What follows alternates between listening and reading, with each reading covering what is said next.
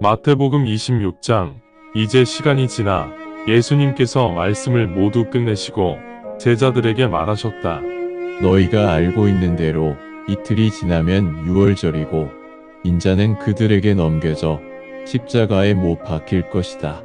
그 무렵 수제사장들과 서기관들과 백성의 장로들이 가야바라 부르는 대제사장의 관저에 모여 간교한 술책으로 빌미를 만들어 예수님을 죽이려고 음모를 꾸미고 있었다. 그들이 말하기를 사람들이 소동을 일으킬 수 있으니 유월절 기간은 피합시다.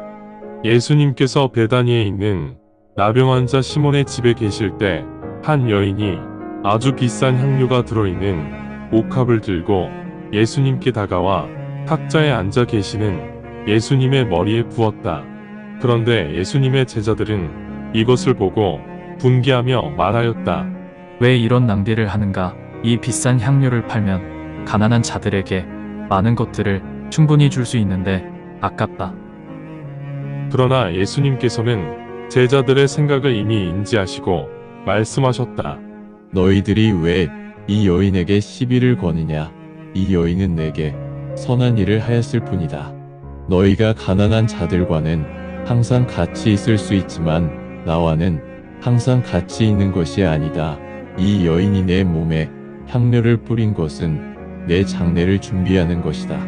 분명히 나 예수가 너희에게 말하노니 전 세계 어디에서든지 복음이 선포되는 곳마다 이 여인이 한 일도 함께 전하여 이 여인을 기억하게 하라. 그 후 12제자 중 한 명인 유다라 부르는 자가 수제사장에게 가서 말하였다.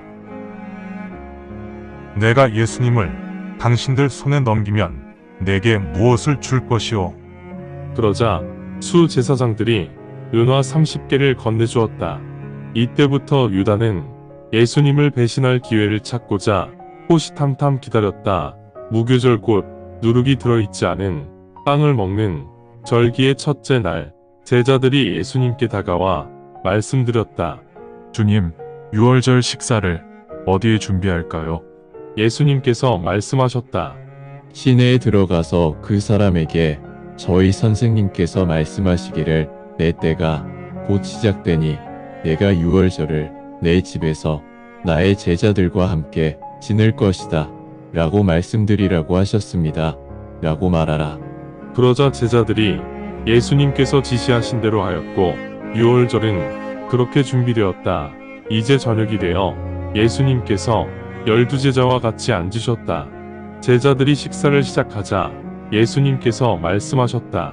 내가 분명히 너희에게 말하노니 너희들 중 한 명이 나를 배신할 것이다.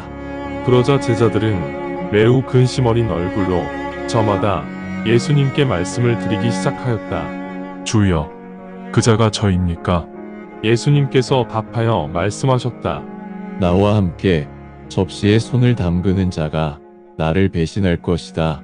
인자는 성경에 기록되어 있는 그대로 진행할 것이나 나를 배신한 그 자에게는 화가 있을 것이다. 그 자는 차라리 태어나지 않는 것이 더 좋았을 것이다. 그때 예수님을 배신하려고 작정한 유다가 답하여 말하였다.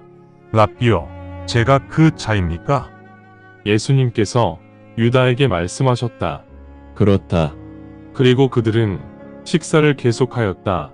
예수님께서 빵을 들고 축복 기도를 드리신 후 빵을 떼어 제자들에게 나누어 주시며 말씀하셨다. 받아서 먹어라. 내 몸이다.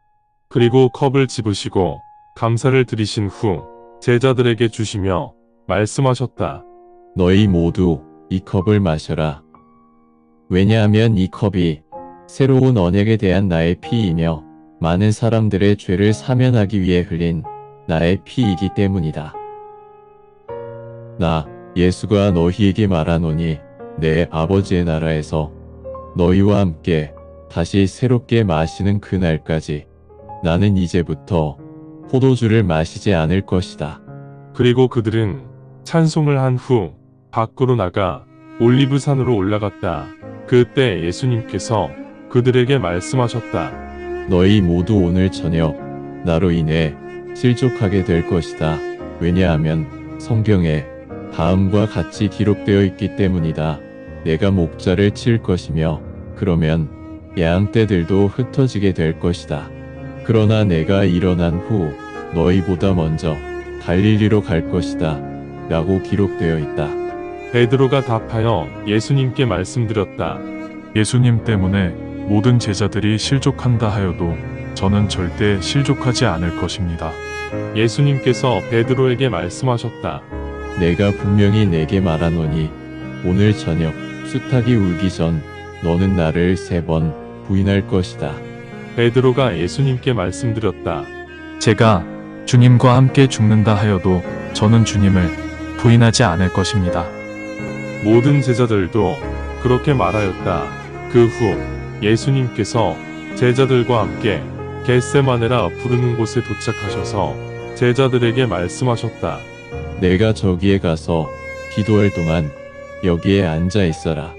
그러시고 예수님은 베드로와 세베대의 두 아들 야고보와 요한을 데리고 가셨다. 예수님은 갑자기 슬퍼하시며 매우 괴로워하셨다.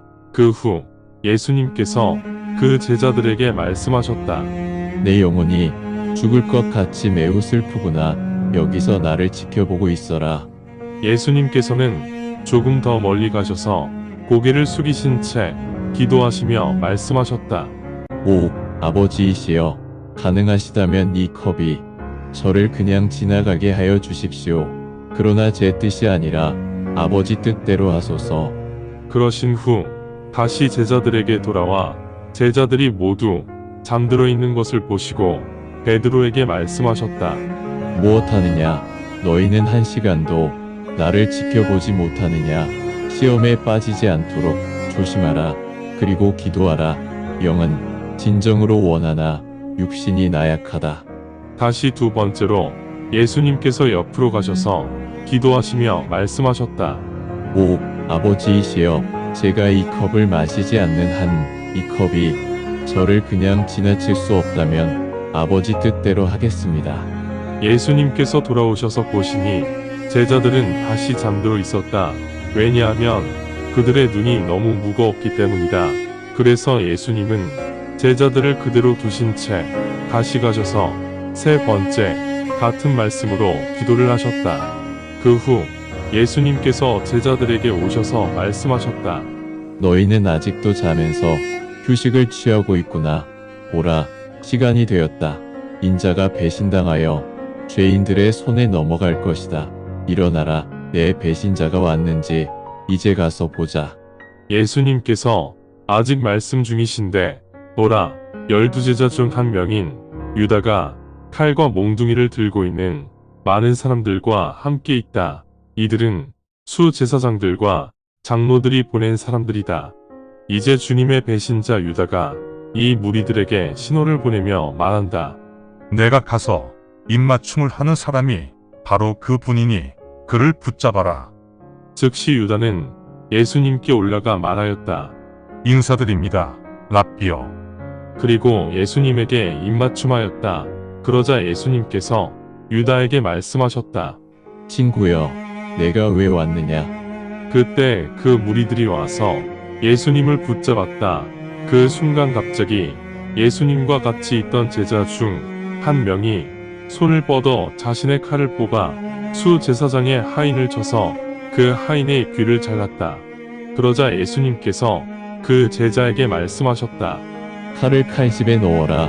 칼을 잡은 자는 모두 칼로 망할 것이다.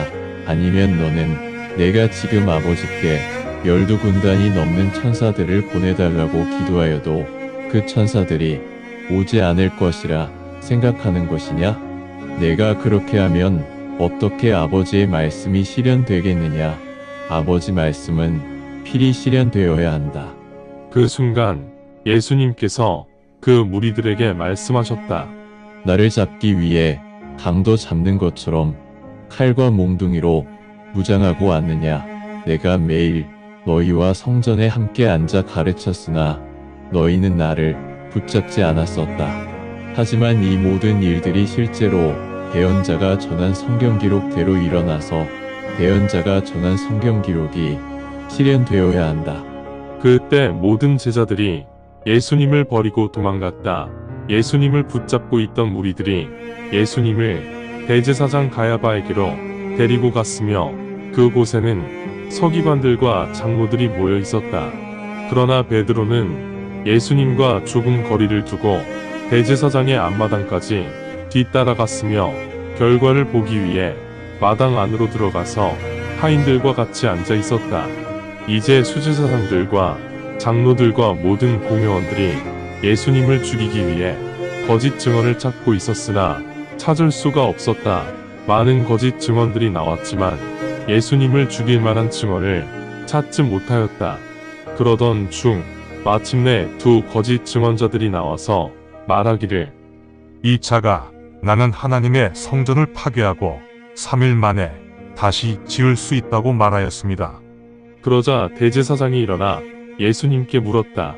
당신은 이에 대해 대답할 말이 없습니까? 지금 이 자들이 당신에 대하여 증언한 것이 무슨 의미입니까? 그러나 예수님은 묵묵부답이셨다. 그러자 대제사장이 예수님을 향해 말하였다. 당신은 살아계신 하나님을 두고 맹세한 후 당신이 하나님의 아들 그리스도가 맞는지 우리에게 말하시오. 예수님께서 대제사장에게 말씀하셨다. 내가 말한 그대로이다. 내가 내게 다시 말한다. 지금 이후 너희들은 전능하신 분의 오른편에 앉아서 하늘의 구름을 타고 오시는 인자를 보게 될 것이다. 그러자 대제사장이 자신의 옷을 찢으면서 말하기를 저자가 신성을 모독하는 발언을 하였다. 이제 더 이상 무슨 증언이 필요하겠느냐? 보라, 당신들은 저자의 신성 모독적인 발언을 방금 들었다. 당신들은 어떻게 생각하느냐? 무리들이 답하여 말하였다. 저자는 죽어야 마땅합니다. 그런 후 그들은 예수님 얼굴에 침을 뱉고 때렸다. 어떤 자들은 손바닥으로 예수님을 치면서 말하기를 그리스도여, 대언 한번 들어봅시다. 당신을 방금 친 자가 누구입니까? 그때 베드로는 마당 바깥쪽에 앉아 있었다. 한 여종이 베드로에게 다가와 말하기를 당신도 갈릴리 예수와 함께 있었죠. 그러자 베드로는 많은 사람들 앞에서 그것을 부인하면서 말하였다. 당신이 지금 무슨 말을 하는지 나는 모르겠습니다. 그리고 현관문 밖으로 나가자 다른 여종이 베드로를 보고 그곳에 있던 사람들에게 다시 말하였다. 저자도 나사렛 예수와 같이 있었어요. 그러자 베드로가 다시 맹세하며 말하였다. 나는 저 사람을 모릅니다. 조금 후 옆에 서 있던 사람들이 베드로에게 말하였다. 당신 말의 억양을 들어보니 당신도 저 사람의 제자가 분명하다. 그러자 베드로는 욕설을 하고 맹세하며 말하기를 나는 저 사람을 정말 모릅니다. 하였다. 그 순간 수탉이 울었고 베드로는 예수님께서 자신에게 하신 수탉이 울기 전 너는 나를 3번 부인할 것이다. 라고 하신 말씀을 기억하게 되었다. 그래서 베드로는 밖으로 나가 비통하게 울었다. 감사합니다. 주님의 말씀입니다. 성경을 처음 접하는 분들에게 기존의 한글 성경은 항상 이해하기 어려운 책입니다. 그래서 영어판 NKJV 성경과 여러 주석과 참조 문헌을 활용하여 내용을 전달하기 위해 쉽게 풀어 표기하였습니다. 성경을 듣고 읽을 때 주님의 영이 임재하기 원합니다. 택함을 받았으나 그 사실을 모른 채 아직 어둠에서 방황하고 있는 어린 양들이 이 동영상을 보고 들어 주님의 새 언약을 확신하고 소망함으로 하나님의 백성이 되어 주님의 나라에서 영원 무궁토록 권세를 누리며 살기를 간절히 원합니다. 아멘.